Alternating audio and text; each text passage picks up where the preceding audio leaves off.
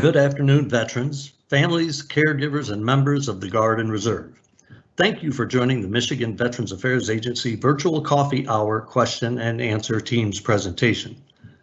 We hope that at the end of this hour, you are better informed about veteran wellness resources that are available during this COVID-19 pandemic.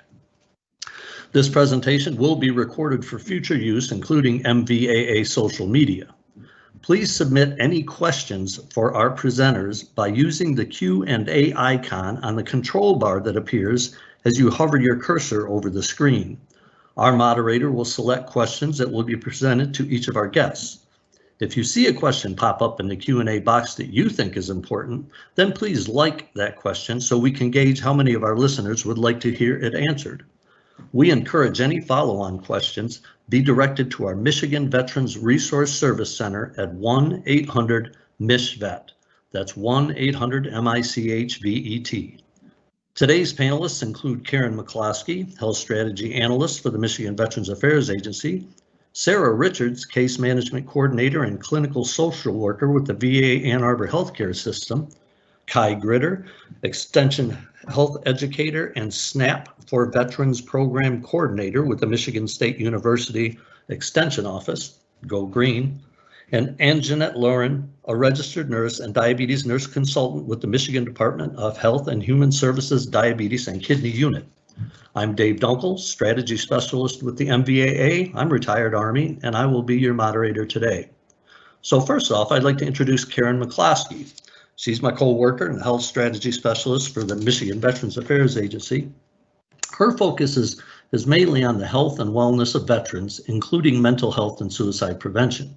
Now, prior to coming to the MVAA, she spent 10 years as the Arthritis Program Coordinator for the Michigan Department of Health and Human Services. She has a master's degree in health communication from Michigan State University and a bachelor's degree in biology from Hope College. So, thank you for joining it, and thank you for hosting this coffee hour today, Karen. Thank you, Dave. Thanks so much for having me today. So I would like to welcome everybody to today's coffee hour featuring the wellness resources for veterans. Thank you to all of our listeners for joining us today, and especially our panelists for joining us today. I'm looking forward to hearing what you have to share with us. Unfortunately, Director Adams from the Michigan Veterans Affairs Agency isn't able to join us today, but I am honored to host on her behalf, and she sends her regrets. As Dave mentioned, my focus here at MVAA is on the health and wellness of veterans here in Michigan. First, I'd like to talk a little bit about what wellness is. The Merriam-Webster Dictionary defines wellness as the quality or state of being in good health, especially as an actively sought goal. So being healthy and well is so much more than just your physical health. There's more than just the absence of disease as well. You have to look at the whole body, your mind, as well as all of your muscles and everything like that. So to be healthy and well, most of us need to actually take steps in order to do that. It doesn't always just come naturally for everybody. And that's really what today's presenters are here to tell us about, what we can do to help us achieve that health and wellness. Today's coffee hour is also really exciting for me because it's bringing together what I do here at Michigan Veterans Affairs Agency with what I used to do when I worked at the Michigan Department of Health and Human Services. Although I haven't met Jeannette personally, I used to work with her team members, so I know very well what the folks that she knows and what she's doing. I also personally attended one of the diabetes prevention programs, so I'm really excited for her to share what she's got about that. And Kai Gritter with the Michigan State University Extension Office, I used to work extensively with them as well. I was a master trainer for the for the Personal Action Toward Health, or the PATH program. So both of those programs really focused on kind of helping you provide the motivation and the accountability to help you do the things that you know you should be doing in order to be healthy and well. And personally, that was really important for me to have that aspect of it. And then I'm excited for Sarah here to share about the programs at the VA as well.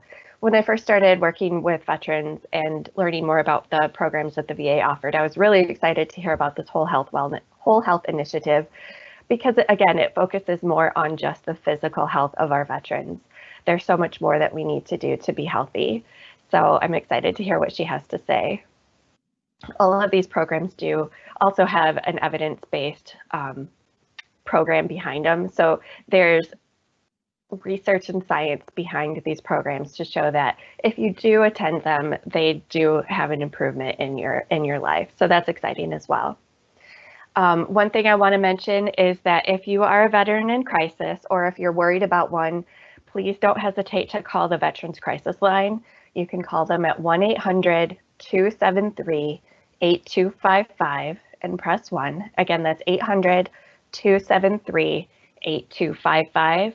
And also, if you want more information about any of these programs, or if you want information about any type of resources that can be helpful for veterans here in Michigan, please call the Michigan Veterans Resource Service Center at 1-800-MISH-VET or 1-800-642-4838.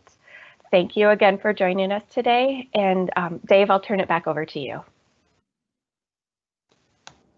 Well, thank you for that, Karen. Now I'd like to introduce Sarah Richards. She's a case management coordinator with the Ann Arbor VA healthcare system. She supervises the Serving Returning Veteran Mental Health and Veteran Integration to Academic Leadership case management team. She's also a provider in the outpatient PTSD clinic, a member of the facility whole health implementation team, and special enhanced mental health point of contact for the mental health services. She earned a Master of Social Work degree from the University of Michigan and is a registered yoga teacher and iRest Level 1 teacher. She has worked with veterans since 2007. Clinical and research interests include post-deployment readjustment for combat veterans, women's mental health, and complementary and integrative health approaches to chronic health and mental health conditions. So thank you for joining us today, Sarah. Can you give us an update on some of the veteran wellness resources that are available down in Ann Arbor? Absolutely. So Karen gave a great summation of the Whole Health Initiative and what wellness means. I wanted to share today a couple slides, especially regarding the whole health pathway and these areas in our lives that are about self-care and ways in which using this time of COVID as a pause to our advantage. Certainly, I don't necessarily need to go through every box, but I wanted to start with just a moment of mindful awareness. So mindful awareness is this idea of being able to pay attention on purpose. And for many of us, the hardest part is without judgment. And so paying attention and staying focused in this time is about noticing what's going on within our physical body, the senses, our thoughts and feelings and emotions, and what's going on around us. And that is the premise of our Whole Health Initiative and what we can do for ourselves every day to be able to look at this life as something to be curious about and not necessarily feel like we have to get overwhelmed with all the things that may be going around us and inside of us. So making the most of this time, how can we be more mindful? So if you wanted to just take a moment to be mindful in this space, that might be grounding into the soles of your feet as they hit the floor, or in your chair, feeling the posture of the physical body, or grounding into the breath. And noticing how this just awareness can maybe make you more aware of what's going on as we talk today.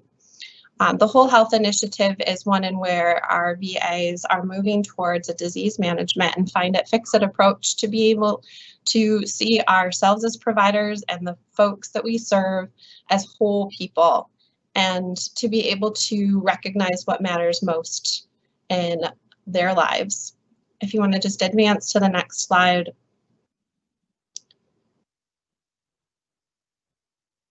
So being able to look at all of these areas, moving the body, professional care, food and drink, family, friends, and coworkers, power of the mind, and community, especially being able to see how our whole health and our life can be an opportunity for inquiry and investigation. And these Resources are also available to non-veterans, so civilians, family members. There are self-care handouts at the Whole Health website below, but there are also ways in which you can engage in these services within the VA healthcare system. I am a point of contact for that initiative. I work within the mental health clinic, but I also work with our partners in primary care and in pain and physical movement in the PM&R program. So we're everywhere across the system working together to address these concerns, not only within VA, but also looking at how our community can best support the people we serve. If you want to just move to the next slide. One thing that I have found really beneficial with VA is that we have access to time-tested, free, evidence-based mobile applications that can be available to download through your Apple or your Android phone. And for me, especially working with folks who are recovering from a lot of different concerns, you know, we always have our phones with us. This is a generation where phones can be a part of what we bring with us no matter where we are. And it's a covert opportunity maybe to tap into something that can help in the moment where other people may not need to know what you're doing. The COVID Coach is a new application, obviously brought forth by the National Center for PTSD to be able to synthesize all of the other applications and their benefits into one location, but to also give connection to resources that might need to be identified related to psychosocial stressors, housing, employment, food insecurity, those kinds of things.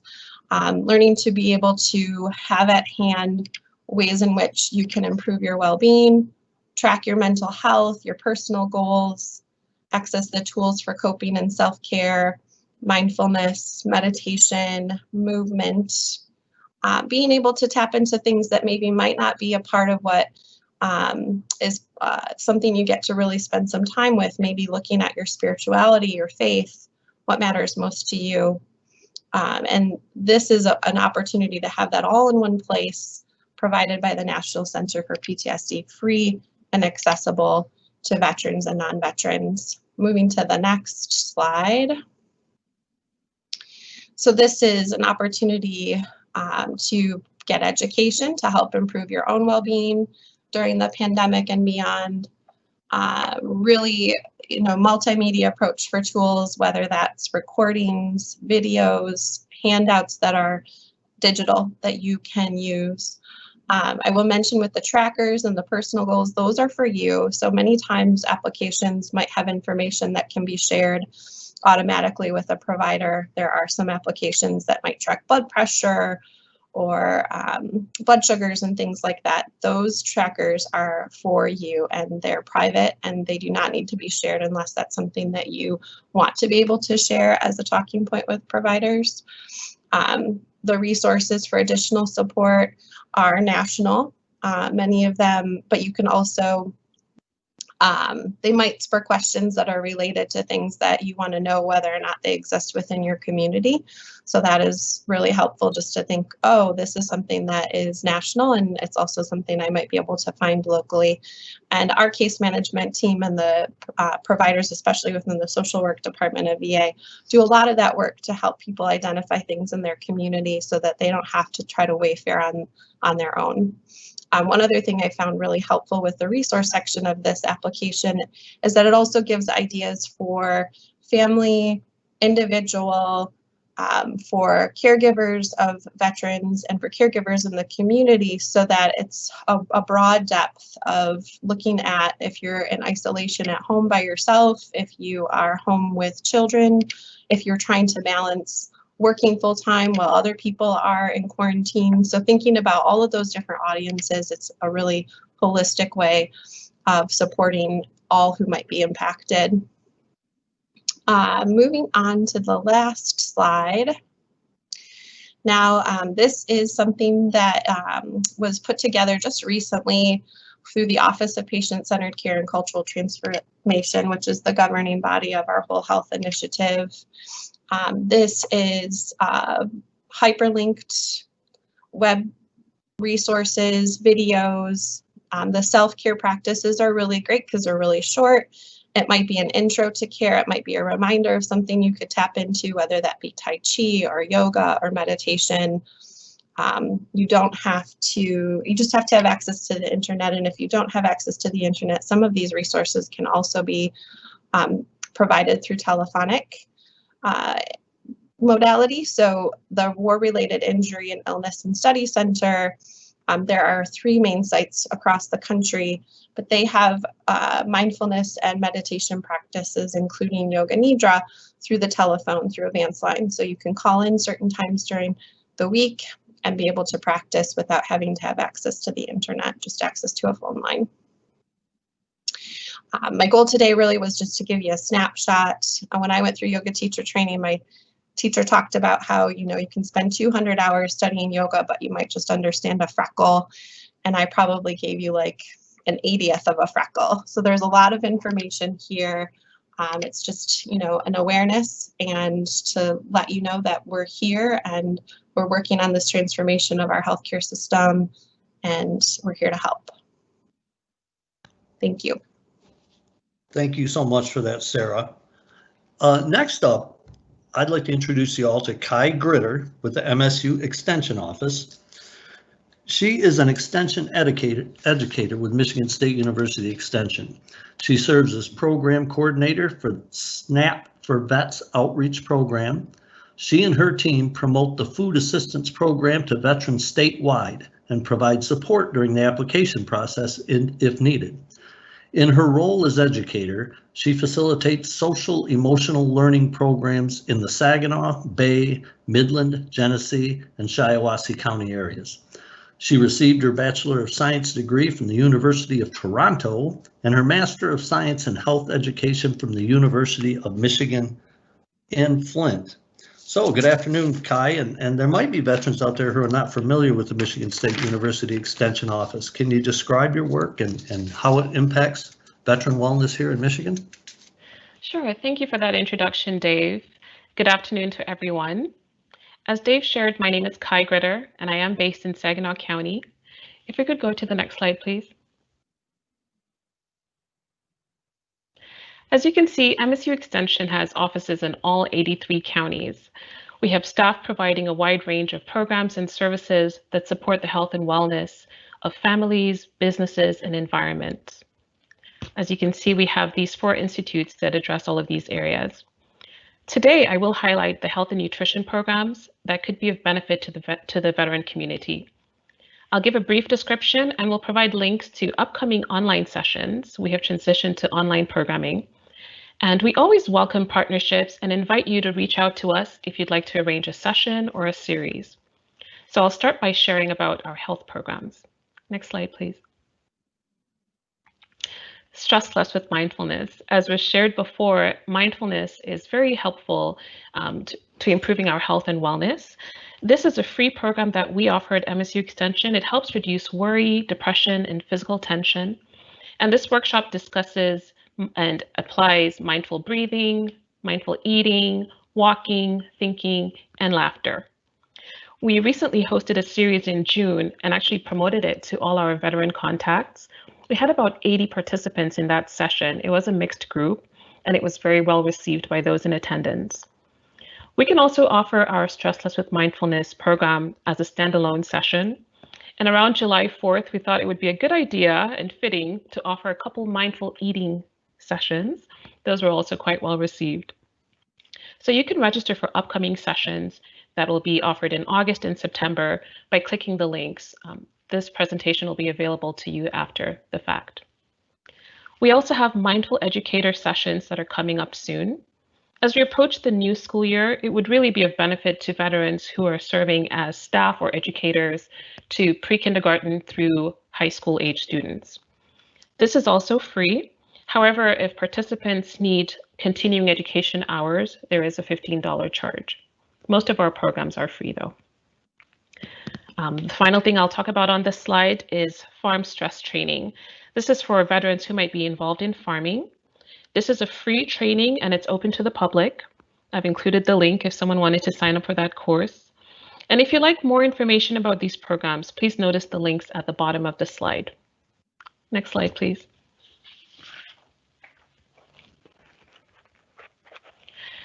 We offer PATH workshops as well, as Karen had mentioned earlier. These are personal action towards health workshops, and they're self-management.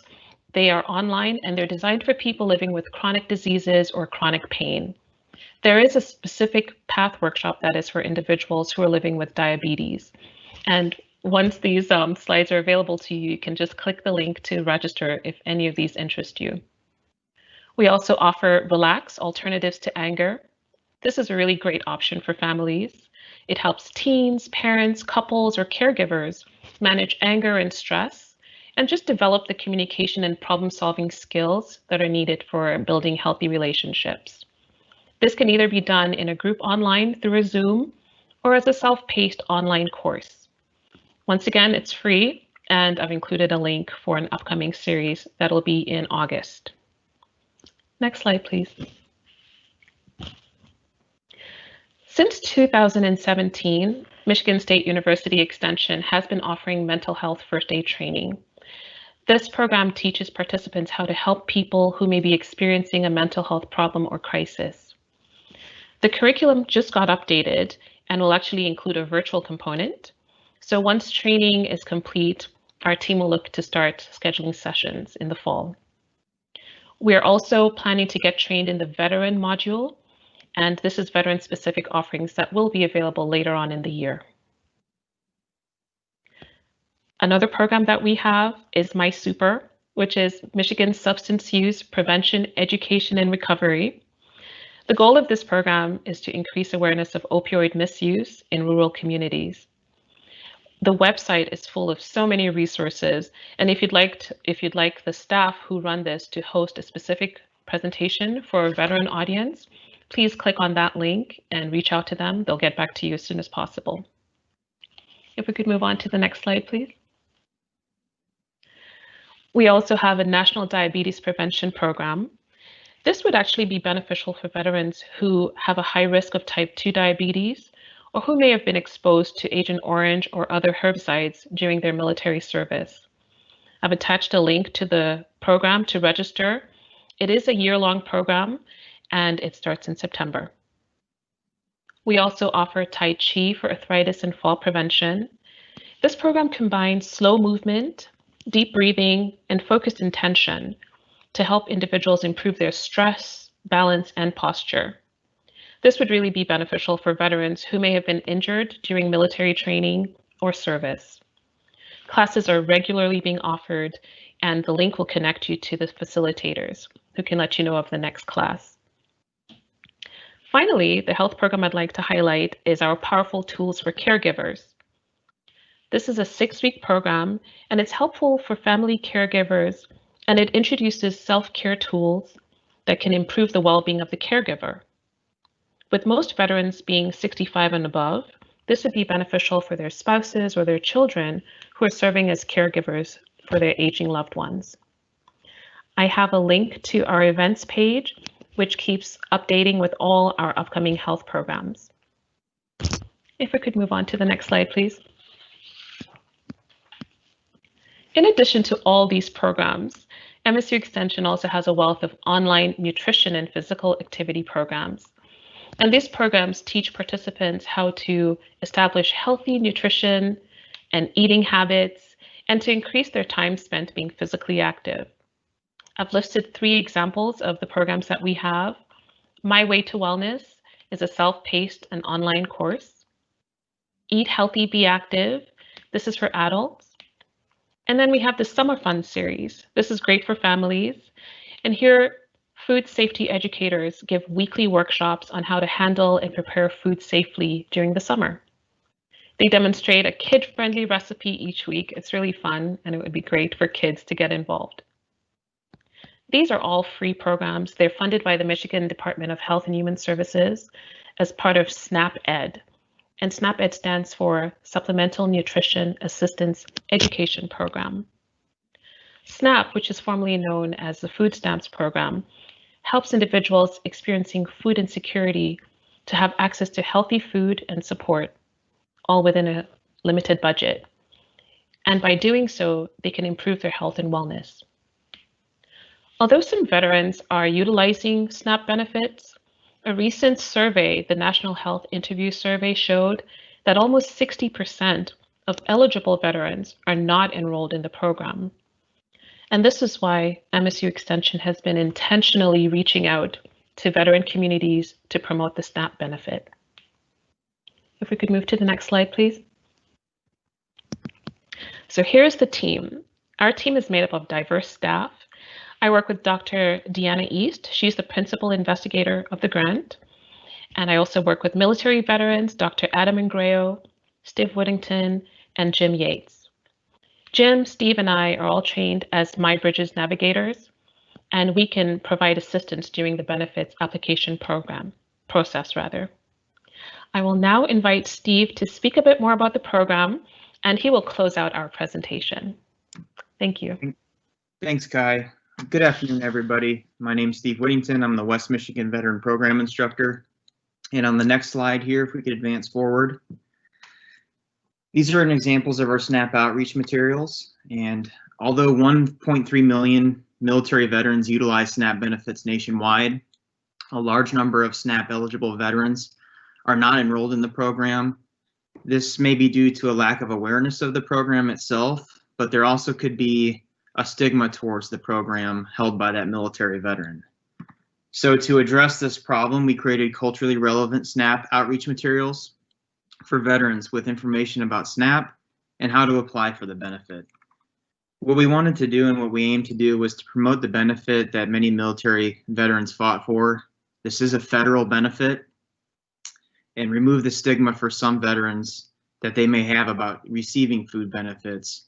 And finally, we wanted to provide SNAP navigation and enrollment assistance for Michigan veterans. Next slide. So our outreach by the numbers to date, we've far exceeded our grant objectives since we started in early 2019.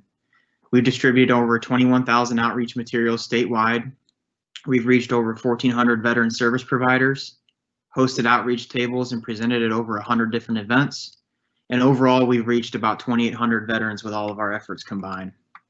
What we found as an organization is the most effective way to reach military veterans in the community was to engage with VSOs, veteran service organizations, like the VCATs across the state, food pantries, and other veteran-based organizations. We usually share our outreach materials at veteran events. This year has been a little bit different for us. We haven't been able to conduct our outreach in the same capacity that we were in previous years. Due to the COVID restrictions, the outreach has been limited substantially. However, if you'd like any of these outreach materials, vegetable seed packets to grow your own squash, salad greens, and a whole myriad of other vegetables, please reach out to us with your name and address, and we'd be happy to mail them to you for free. Next slide, please. So to wrap things up with our SNAP outreach, and we're going to talk about a few different extension resources. As you can see, MSU Extension has many programs and resources to support the health and well-being of our veteran communities. And furthermore, we want to continue to promote these programs because we feel like they're being vastly underutilized by the veteran community. We want to invite you to subscribe and like to our social media pages. New this year from the pandemic is we've started a YouTube channel and a Facebook page. We've also added links to our veteran resource sheet that lists some of the programs and resources we didn't get to discuss today, like our Heroes to Hives program. This is a unique program that seeks to address the financial and personal wellness of veterans through personal training, community development, all centered around beekeeping. And we also have links to our remote site, learning site, which is a one-stop shop for all things MSU Extension has to offer online, all in a virtual format, from personal budgeting to articles to activities for your children and everything in between. I want to thank everybody today for having us on, and we hope that you learned a little bit more about MSU Extension in general. If you'd like to partner with MSU Extension health programs, or you'd like us to email some of our outreach materials or vegetable seeds, please reach out to our team by phone or email. We really appreciate it. Thank you very much. Thank you so very much, Kai and Stephen. Our last guest today is registered nurse Jeannette with the Michigan Department of Health and Human Services Diabetes and Kidney Unit. She's been a registered nurse for 11 years. She's also a certified diabetes care and education specialist and a trained lifestyle coach for the Diabetes Prevention Program. Her current role at the Michigan Department of Health and Human Services as a diabetes nurse consultant is to work with partners in the state of Michigan on Center for Disease Control grant initiatives to improve the health of people with diabetes in Michigan and increase awareness to diabetes management programs. And Jeannette also provides support to staff working in diabetes prevention. So thank you for joining us today. Welcome to our coffee hour, Jeannette. Thank you. I'm happy to join you today to talk more about the Lifestyle Change Program, the Diabetes Prevention Program, which Kai had mentioned. The MSU Extension offers this program, so that's great to hear as well. Before my current role at the Michigan Department of Health and Human Services, I had the opportunity, as you had stated, to be trained as a lifestyle coach for the Diabetes Prevention Program, which I provided at a large health system. It was a great opportunity, and I made some lifelong connections and friendships. The objectives that I'm going to cover today are listed in the next slide. So we'll talk a little bit about what is prediabetes, who is at risk, the prediabetes risk test, diabetes prevention program, a little bit more details about that, why it would be important to participate, and then how to find a program in Michigan. Next slide, please. So what is prediabetes? This might be a term that you may have heard from friends or family, or even your physician. Prediabetes is basically a condition where your blood sugar levels are higher than normal. It is not something that typically happens overnight. As you can see, I'll give a little bit of detail on the right-hand side of your screen. You'll see a roadmap, if you want to say, to type 2 diabetes. So listed across the top there's 3 tests that your physician may perform to look at if you're at risk or if you have developed prediabetes or even diabetes. Just to give you a brief description of those, the A1C test and the fasting blood sugar test are typically blood tests that are drawn at a yearly physical. It's something that the doctor may have done, and maybe you haven't even had a discussion with them about that, but it's usually in a regular panel of blood work. The A1C test, if you can see the stoplight, those numbers that are listed in green are normal blood test results. So a normal A1C, for an example, would be below 5.7. And you can kind of see as you go up the chart, someone that's developed prediabetes, or like I said, a blood sugar that's just higher than normal would be 5.7 to 6.4, and then a diagnosis of diabetes at 6.5% or above. So these are numbers that a physician may be looking at from year to year. The A1C test is basically, to give you a brief definition, is an average of your blood sugar over a 2 to 3 month period. The fasting blood sugar, on the other hand, is basically a test. Sometimes you would go to the lab before you have had anything to eat or drink. So the doctor is looking at what is your blood sugar when you're waking up in the morning. So after we have fasted for usually at least 8 hours, your blood sugar should be on a lower level. So a normal range would be lower than 99, and you'll see in the prediabetes range, it's starting to become elevated, so 100 to 125. Why this is important to be looking at these numbers is prediabetes is a condition that we can, if you want to say, do something about. Participating in a lifestyle change program, making those lifestyle changes, you can reduce those numbers back to a normal range. And the other thing is prediabetes does not usually have any signs or symptoms. So that's another reason it's important to get those blood tests. You may not be feeling any differently. The last thing about prediabetes is the discussion about insulin. So you've probably heard the term insulin before. It's a hormone that our body creates. What starts to happen with prediabetes is not that your body may not be making enough insulin, but it's starting to resist the use of the insulin.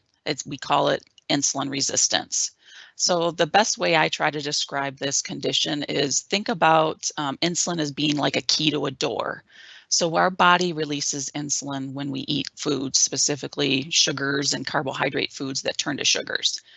And what insulin's job is it's kind of the key to our cells. It opens up the cell door, and then our body will use the sugar and the foods as a source of energy.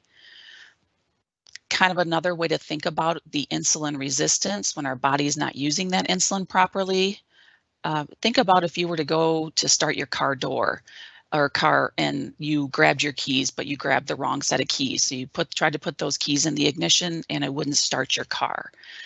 That's kind of, think of prediabetes and insulin resistance is it's kind of like you got the wrong key to the door. Your insulin that your body is making and releasing, it's not that there's not enough of it, but it's not unlocking the cell like it should. And that can be due to some risk factors that we're going to talk about here in a minute.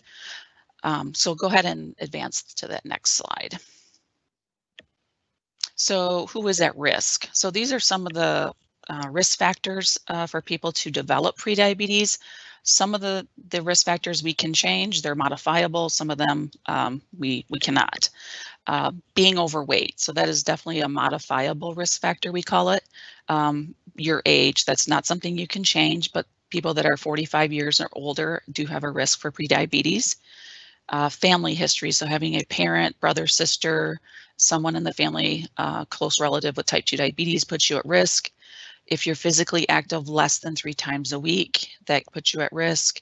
The next two would only pertain to females. So having gestational diabetes, that's a condition where you have higher than normal blood sugars during pregnancy, or giving birth to a baby greater than 9 pounds, having polycystic ovarian syndrome, and then also race and ethnicity are also a factor. Although it's unclear why people of certain races, including African American, Hispanic, Native American, Asian American, and Pacific Islanders do have a higher risk for developing prediabetes. Over to the right-hand column, you'll notice this gives some numbers for the United States as far as prediabetes. 88 million American adults, so that's more than 1 in 3 adults have prediabetes. And I think the more staggering number is that almost 90% of that 88 million do not know that they have it. So either they haven't been screened, or if they have been screened, maybe they haven't had that discussion with their doctor. So that's really important to ask those questions when you do see your physician. I'll go ahead and next slide, please. One of the things that you can do at home is the prediabetes risk test. So this doesn't give you a diagnosis of prediabetes, but it is something that you could do at home without your physician's referral. It's just a 7-question test. It basically asks some health traits, so such as your age, height, weight, and you can actually do a test ranking. If your score is 5 or higher, you are at significant higher risk to develop prediabetes. However, just remember that only the blood test can determine an official diagnosis. Next slide, please.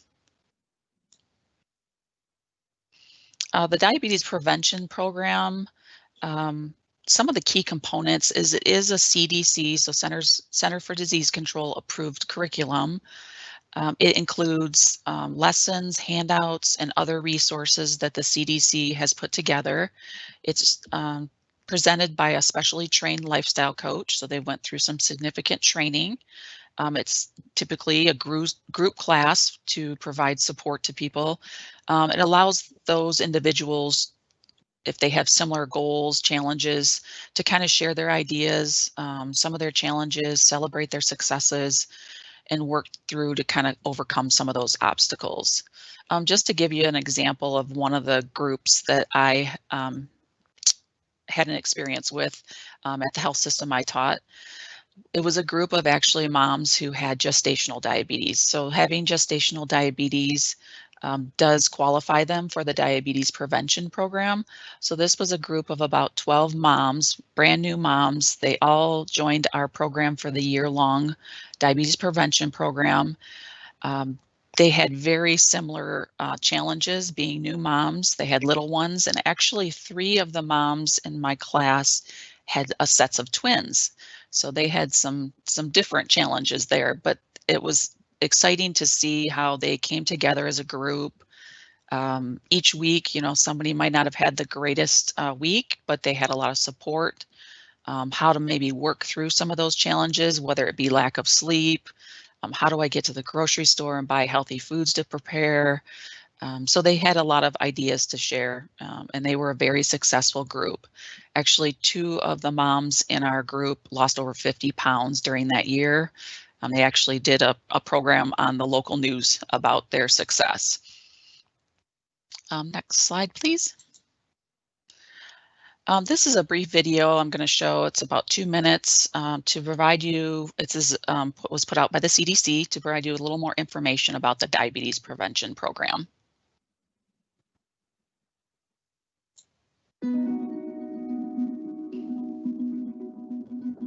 Staying healthy can seem complicated, especially if you have prediabetes. Prediabetes puts you at risk for developing type 2 diabetes, a serious health condition.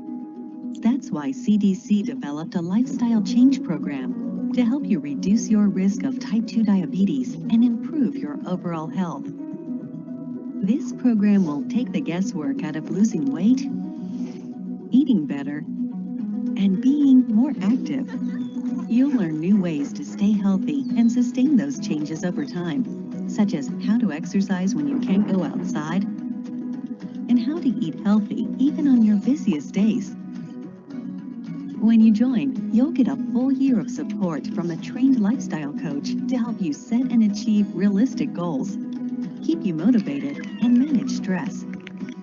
Through this program, you'll learn, laugh, share stories, try new things, and build new habits, all while lowering your risk of type 2 diabetes and improving your health. You can even join the program with your friends or family members at risk for type 2 diabetes and prevent the disease together. You will meet in person or online about once a week during the first 6 months of the program, and then have monthly sessions for the rest of the year to help your new, healthy habits stick and keep you from slipping back into old habits. During the program, you'll have the chance to talk privately with your lifestyle coach. As a group, you'll discuss the challenges you face in losing weight, eating healthy, and increasing your physical activity. And your coach will help you overcome any obstacles that get in the way of your success. This program has already been proven to work for thousands of people. Will you be next? Visit cdc.gov/diabetes/prevention to learn more, or talk to your healthcare provider about getting tested for prediabetes.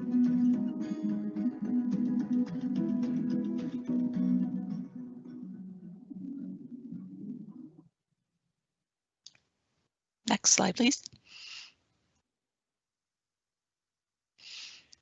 Okay, so that kind of gives you a little bit more details about the program and the length of the program. I think a lot of times people look at the year-long program as being a barrier, and it could be. They do offer a lot of flexibility with the diabetes prevention programs. There's a lot of opportunities for makeup sessions. People have busy lifestyles, so sometimes when you look at that first, it's a little bit of a drawback. But the first 6 months, it's engages people to build those relationships and learn about making those healthy lifestyle choices. And then the following 6 months of the program, it's a once a month meeting to try to just keep people engaged and keep with their success. On this slide, why to participate?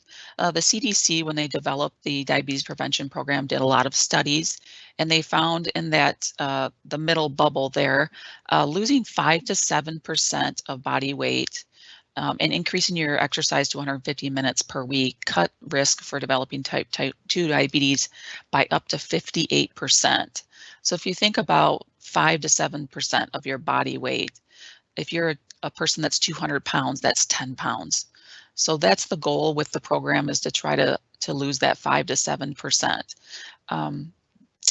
For patients that are over the age of 60 years old, by losing this amount of weight and increasing their physical activity, the percentages actually increase if you're over 60 to 71% that you cut your risk for developing type 2 diabetes. They also followed the initial groups of participants that went through the program, and those that after 10 years, the program participants were 1/3 less likely to develop type 2 diabetes than individuals who did not join the program.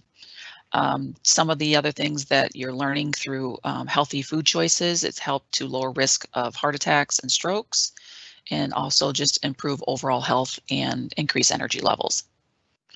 Next slide, please. I would say for next steps, I would definitely talk to your physician about prediabetes. We asked you to urge you to ask your physician for that simple blood test to confirm, and it may be a blood test that the doctor's already performed. You could do the self-risk test as well, just to learn about your risk factors. And then to find a local program in Michigan, we have the MI, so MichiganHealthyPrograms.org website. CDC also has a website of all the programs across the nation, so you can choose Michigan on the CDC website to find a program. And a lot of our programs in the state of Michigan are through our health systems, so big hospital systems have programs. Our community partners like MSU Extension, National Kidney Foundation, the YMCA, so those are a lot of partners that offer the diabetes prevention program as well. Through COVID, a lot of our programs, so we have about 50 programs in the state of Michigan, and about half of those programs are now offering a virtual option versus an in-person option. So there is that available. In closing, there's a short message about the diabetes prevention program. We'll play in the video. Imagine yourself 1 year from now. You've tackled your prediabetes. You're eating well, staying active, and reducing stress. You've even made new friends, all because you took charge of your health and lowered your risk for type 2 diabetes. It's possible when you join CDC's National Diabetes Prevention Program. Coaches help you with real-life solutions. This could be you. It can all start today. Find an online or in-person program. Visit cdc.gov/prevent-type-2. Imagine. Thank you. Thank you. Thank you so much for that, and Jeannette. And I want to thank all of our panelists for joining us this afternoon. And we're going to take the next few minutes and open it up to questions from our attendees. And so the first is a couple of questions for Kai and for Stephen about MSU Extension. So Kai, someone asks, are these MSU Extension programs available to all veterans regardless of the characterization of their discharge? Absolutely. These are available for all community members, and we just want the veteran communities to know that these are available and they're more than welcome to join. Thank you for that. And this one is for Steve. The equipment for raising bees is expensive. So on this Heroes to Hives, is equipment and bees, things like that, provided to the veteran participant? Yes, everything you need to get started with beekeeping, as far as equipment is concerned, is provided to you in a normal year. They're provided on site. So when you show up to the on-ground trainings, usually a couple weekends a month throughout the state, those things are provided to you. In fact, Dr. Ingrao actually encourages participants, if it's your first year of beekeeping, do not buy bees and attempt to do it on your own at first. Acquire some knowledge and some experience first and use the gear that they have. And then that will be a good introduction for a beginner beekeeper in the program. Outstanding. One other question for Kai and Stephen is, if you take advantage of the SNAP program, does that impact VA disability compensation? No, it does not. You're asking if it would impact your VA. No, what might actually happen is your VA benefits might impact whether you get SNAP. So I don't believe it'll impact you in the reverse. Thank you so much. So the next question that I have is for Sarah, and there's a couple of questions for Sarah. Do you know anything about the services provided through the Vet Center specifically for combat veterans? I do. So a veteran who has served in an area of conflict or in war can get access through the Vet Center, and they can also get those services regardless of their character of discharge. So you just have to be a combat veteran, and you don't have to be concerned necessarily about whether or not that discharge was honorable. All of the vet centers provide services also for bereavement and for survivors of military sexual trauma, in addition to combat veteran services, which might be group or individual care. Right now, I know with COVID, a lot of those services are being provided telephonically with in-person services at a pause right now. So if, as a combat veteran, if they don't feel comfortable in a group setting, there are alternatives to like group therapy? Absolutely. The same goes at VA. Most of our, anything can be provided based on what the veteran's goals may be and looking at whether or not it's clinically indicated that they be in a group versus not. Okay, thanks so much for that, Sarah. And Karen McCloskey, someone wonders, is the MVAA a direct service provider? That's a great question, Dave. And unfortunately, no, the MVAA is not a direct service provider. However, we are a resource center, or we do have a resource center, so we can connect you to all of the different direct service providers within Michigan. Just give us a call at 1-800-MICHVET or 800-642-4838. Thank you, Karen. And not to put you on the spot, but maybe you could talk just a little bit about the Check on My Vet program. Sure. So we do have a new program within our agency called Check on My Vet. You can go to our website or give us a call at the Resource Center. The website is www.michiganveterans.com. And what you can do is you can sign up, and we will have somebody within our agency give the veteran a call to see if they might be eligible for resources or benefits that they might not already know about. So give us a call and we can tell you more information about that. Okay, and just a couple of quick questions for Jeannette. Do you know how many Michigan veterans are afflicted by diabetes? And the second question is, does gestational diabetes go away on its own after gestation?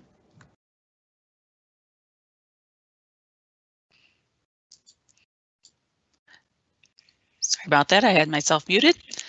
I'm sorry, could you repeat the first question? So the first question was, does Michigan Department of Health and Human Services track how many veterans in Michigan have diabetes? To be honest with you, more of my role is spent with diabetes management. I have 2 other team members that work more in prevention, and I absolutely could find out that information. And I can't say that I know that off the top of my head. I do know it is also a risk factor, just because other things that can put you at risk for prediabetes and diabetes is increase in stress levels. We talked about the lack of physical activity, and obesity would also be a risk factor. But I don't know that we track on that specifically, but I could definitely find out and get back to you on that. The second question about gestational diabetes. Typically, when a mom has gestational diabetes, the reason that it has developed is usually because of all the hormone changes that the mom goes through during pregnancy. It causes that insulin resistance that I had spoke about. So the mom is not using the insulin properly. So usually they're controlled with diet and increasing physical activity during the pregnancy. Once baby is delivered and the hormones go back to normal, mom's blood sugars usually stabilize. Thanks for that information, and Jeannette. And before we close, what I'd like to do is just go around the horn and get some final thoughts from each of our presenters today. I did want to give a shout out to Paul Ryan, a retired Navy captain, who in the comments wanted to make sure everybody know that Steve's just been a great representative for the MSU Extension for VCAT Region 4 and in West Michigan in general, so shout out there. And so we'll go ahead and start with you, Steve. What any parting thoughts?